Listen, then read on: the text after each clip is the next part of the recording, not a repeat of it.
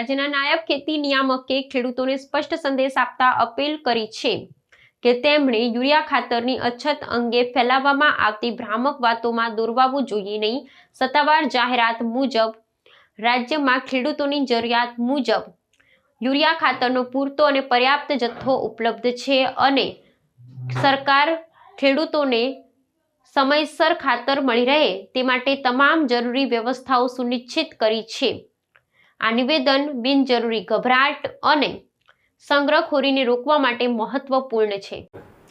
હું એસએમ ગદેસરિયા, નાયબ ખેતી નિયામક વિસ્તરણ જુનાગઢ, આપણા જિલ્લાના જુનાગઢ જિલ્લાના ખેડૂતોને એક વિનંતી કરવા માગું છું કે જુનાગઢ જિલ્લામાં યુરિયા ખાતર નહીં મળે તેવી દહેશત રાખીને ગભરાવાની કોઈ જરૂર નથી। જિલ્લામાં જરૂરિયાત મુજબ પૂરતા જથ્થામાં યુરિયા ખાતરની આવક ચાલુ જ છે। રોજે રોજ આપણે રેક મારફત અને રોડ મારફત જરૂરિયાત મુજબનું ખાતર આવતું જ રહે છે।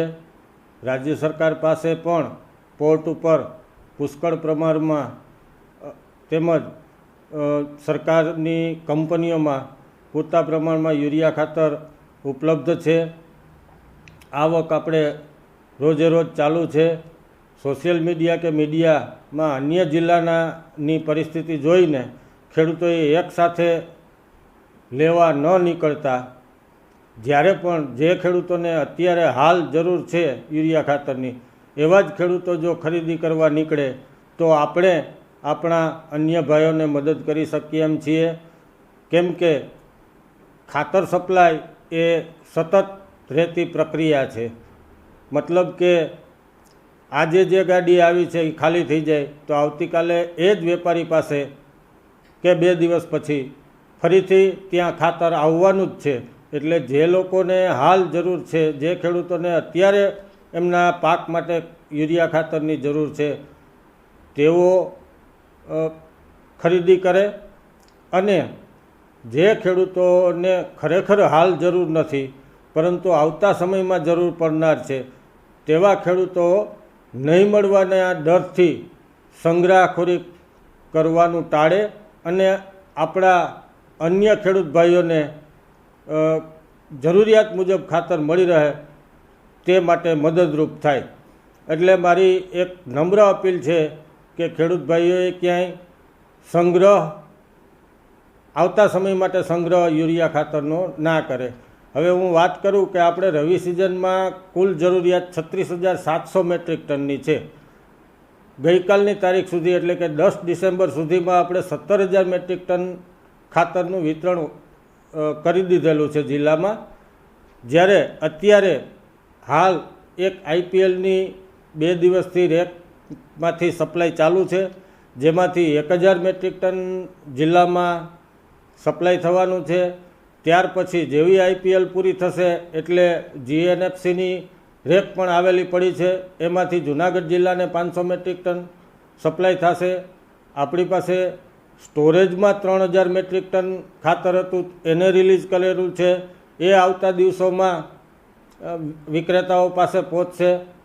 આજની જો વાત કરું તો આજે જિલ્લામાં આપણી પાસે 4500 મેટ્રિક ટન જેટલો યુરિયા ખાતરનો જથ્થો છે, જેમાંથી છૂટક વિક્રેતાઓ પાસે 1300 મેટ્રિક ટન ઉપલબ્ધ છે। આવતા સમયમાં એટલે કે 2 દિવસ બાદ ક્રિપ્કો કંપનીનું 2200 મેટ્રિક ટન જેવું યુરિયા ખાતર આવનાર છે। એની પાછળ જ ઇફકો કંપનીનું 3000 મેટ્રિક ટન યુરિયા ખાતર આવનાર છે।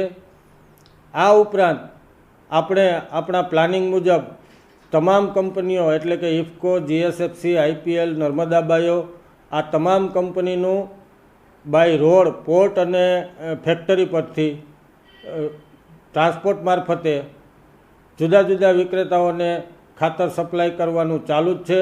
આપણી ચાલુ માસની જરૂરિયાતની વાત કરું તો 11,000 મેટ્રિક ટનની જે જરૂરિયાત છે એમાં આપણે 10 તારીખ સુધીમાં 6,500 મેટ્રિક ટન જેવું યુરિયા ખાતર વિતરણ કરી દીધેલું છે।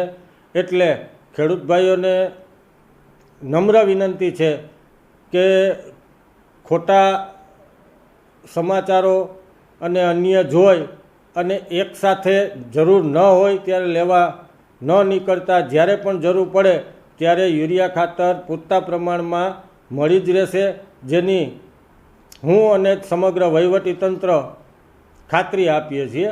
કોઈ પણ ખેડૂતોએ ગભરાવાની, યુરિયા ખાતર નહીં મળે એવી ગભરાવાની જરૂર જ નથી. સરકારે પૂરતું ખાતર મળી રહે એના માટેનું આયોજન કરેલું જ છે. જય હિન્દ.